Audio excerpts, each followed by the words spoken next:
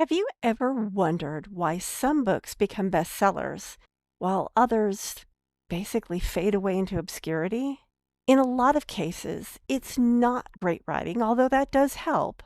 It is finding that golden topic, that sweet spot between the author's passion and what the readers are really looking for. In this episode of the Author Switch podcast, I'm going to talk about the 4 Ps, the 4 pillars that you should evaluate any idea you have for a book against so that you know that it has the best chances for success. Are you an entrepreneur, small business owner, or consultant looking to boost your authority, influence, and impact? The Author Switch podcast with best-selling, award-winning author Carma Spence is your answer.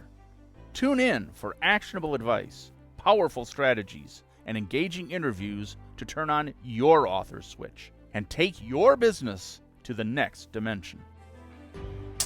The Author Switch. Hello, my name is Carma Spence, and I help entrepreneurs write a lead-attracting book in 90 days or less. Now, I do have a framework for coming up with ideas. That's called the MSV framework, and I believe I've talked about that in another episode. I've definitely talked about it in a variety of different places, and I will include a link in the show notes. Tonight, I want to talk about the 4 pillars that successful books all have. And you can evaluate your ideas against these 4 pillars. They all start with the letter P. That's why I call them the 4 Ps. So that you know, if you've got more than one idea, you can choose the right one, the one that has the best chances of success. Now, could you have something that matches all 4 Ps and still not work? It could happen. Then it's usually something outside of the 4 Ps that's causing the problem. But if you don't meet these 4 Ps, you have a lesser chance of being successful with your book. And of course, I am talking about nonfiction books, specifically those that help you generate leads and clients. But some of these pillars are also quite effective for other types of books. So the first P is purpose. What is the purpose of your book? Why should it exist? And there are 2 ways to look at purpose for your book here, because there really are 2 different purposes happening in a successful book. There's your purpose. What are you trying to accomplish with this book? And what is the reader's purpose? Why are they picking up your book? What are they trying to achieve that they believe that your book will help them achieve? And what you want is a book idea that serves your purpose and their purpose at the same time. When that happens, sparks fly. So that's the first P, purpose. And that may require you to do a little bit of digging, and it requires you to be very clear, because if your purpose is, I want to make money, it's too vague, and you might be disappointed because books themselves rarely make that much money. It's usually what the books bring you that make you the money, not the book itself. So dig deeper. Why do you want to make money with a book when there's better ways to make money? Maybe it's because you want to get your message out. Why do you want to get your message out? Keep asking why until you get to that deep purpose. Because when you get to that deep purpose, it will help you choose the right book that aligns with that purpose. And also, once you know what the purpose of your book is, then you can start analyzing this idea that I have for this book. And it serves my purpose. What purpose does the reader have for reading it? And if you can't figure that out, tweak the idea until you can.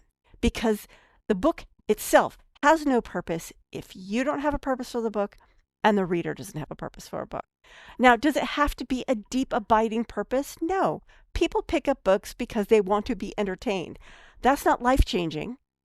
It may be moment-changing, but it's rarely life-changing. So make sure you have a purpose yourself and that you can tap into a reader's purpose, a purpose that would make them not only fork over money to buy the book, but actually sit down and read the whole thing. Because if the book isn't read, it doesn't do any good. I've got hundreds of books that are sitting on my shelf completely unread. The author made a few pennies, but they aren't getting my business either because I haven't read it. So you need to have a compelling reason for them to read it so that they put down everything else and read your book. So that's the first pillar, purpose. The second pillar, the second P, is passion. And there are different ways to identify your passion for the topic. First, what topic are you uniquely suited to write about? These are the things that you have a life experience around, you have education around, you have life experience around. What makes you qualified to write about this topic? So, for example, when I was writing Public Speaking Superpowers, my qualifications were, number one, I was a Toastmaster. And by the time I finished that book, I was also a distinguished Toastmaster. I had won several awards when I was competing in high school in speech. I had been studying speaking for a very long time. And for the purposes of the book, I also interviewed almost 100 speakers. So no one else could put all those three things together. That's what made me qualified to write that book. Second thing you want to look at is what topic is your ideal reader excited about or interested in reading? And when I say excited, I don't mean like party time excited. I mean, they have either a burning issue they want to solve and they think reading your book will solve it, or they have a deep interest in the topic. So, for example, Public Speaking Superpowers is perfect for those people who really want to up their game in public speaking, but they're new, they're beginners, and maybe they're not quite ready to join Toastmasters. Maybe they're not quite ready to take a class, or they're being forced to take a class and they really don't feel ready. The book gives them a nice foundation so that they can step into a speaking environment and speak. So that's what would make a reader want to pick up my book. It also, like, for example, maybe your topic is raising gerbils. Well, then the person who's going to pick up that book is someone who's maybe they've just gotten a gerbil. It's their first gerbil and they really want to take good care of this little critter. So a reader being interested or excited about a topic can come from a lot of angles. It can come from their own life experience. They see something in your book that they're relating to, or maybe they're using the book to solve a problem. But basically, they already are looking for a book like yours because they want to read your topic. And finally, what topic lies in the intersection of these two things? In other words, what are readers looking for that you are uniquely suited to talk about? That's the happy place right there. So, of course, now you've got a purpose for writing your book. Readers have a purpose for reading it. You are aligning what you're excited about with what they're excited about. If you've got both of these pillars down, you've got a very good chance of writing a decent book. But there are two more pillars you want to consider.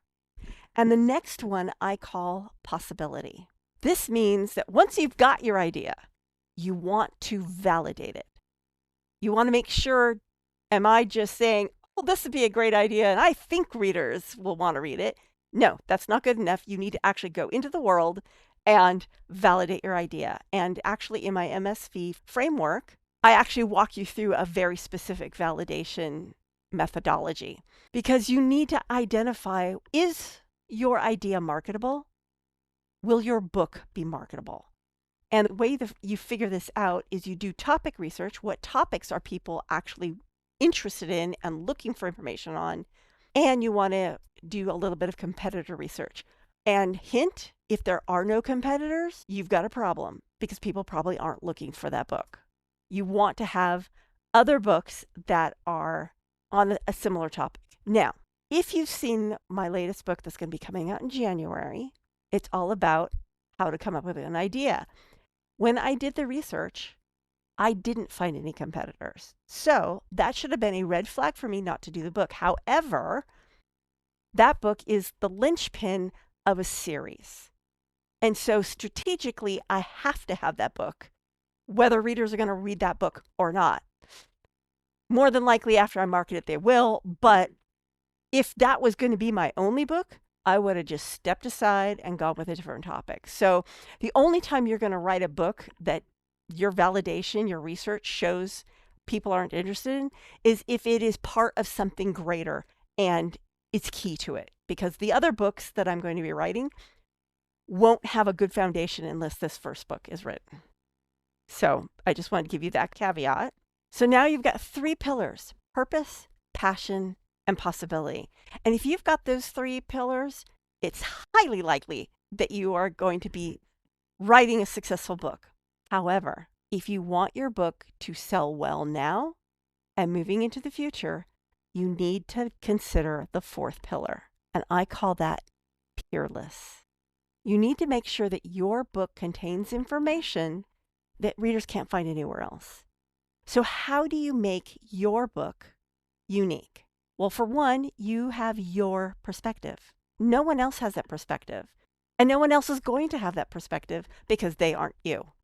So that makes your book peerless now and into the future. The second is, do you have a framework or methodology that you created that is your own? Now, it may be based on someone else's, it may be based on life experience, but you've tweaked it and made it your own. So for example, my next book is going to have the MSV framework in it: Mindstorm, Sift, Validate. MSV. No one else has that. I created it. And if anyone else copies it and uses it, I could probably sue them. So yeah, it is unique to me. It is my framework. Third thing that makes your book unique are your stories and your personality. When someone reads your book, they should say, I kind of feel like I know this person. She's talking to me or he's talking to me. They should get to know you in some way, or at least feel like they've gotten to know you. And that adds a layer of connection with your reader that, again, can't be done by anyone else because no one else is you. No one else has your personality. No one else has your stories. So that's part of what makes it peerless. And finally, this is the secret bounty sauce. Now, it is not foolproof because eventually someone might use your book to do this. So you don't want to just depend on this one, but it will make it peerless, at least for the short term. And that is, what are readers looking for that they can't find anywhere else? And the way you find this is you go and you read Amazon reviews and you read the ones that are like 2, 1, 3-star reviews that say, I was really hoping this book would tell me bleh, but I couldn't, it didn't. There are reviews that have something along that language, and what you want to do is pick one that you are uniquely suited to answer and include it in your book. So, for example, in Public Speaking Superpowers, when I was researching it, I knew that I wanted to include a chapter on using resources and quoting resources in your speeches because people need to do that often. And so I did all this research. No one else was talking about it, which only solidified my idea that I had to talk about it. Because when you're writing a paper, it's really easy to say, in such and such a journal, blah, blah, blah, or add a footnote. But when you're speaking, how do you talk about these resources that you based your content on? There's a unique way to do that.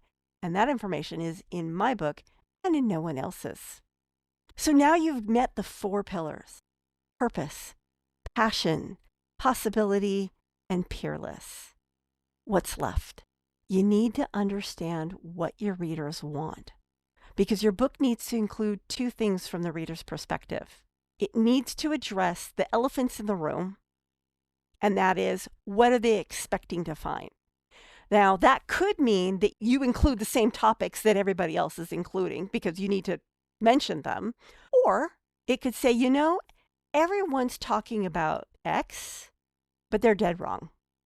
But basically, you need to at least address the topics they are going to expect to find in your book.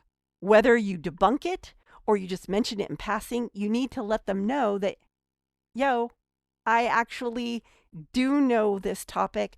I know you want this information, but here's why you don't need it, or here's why you don't need as much of it in this book because it's outside of the scope, or something like that. You just need to address those elephants in the room. And again, you need to find what they're searching for, but not finding, and add at least one of those things into your book. More than one is better, but at least one. So there you have it. Make sure that your book idea has purpose for you and your reader, touches on your passion and the passion of your readers, is marketable. It's possible to sell this book.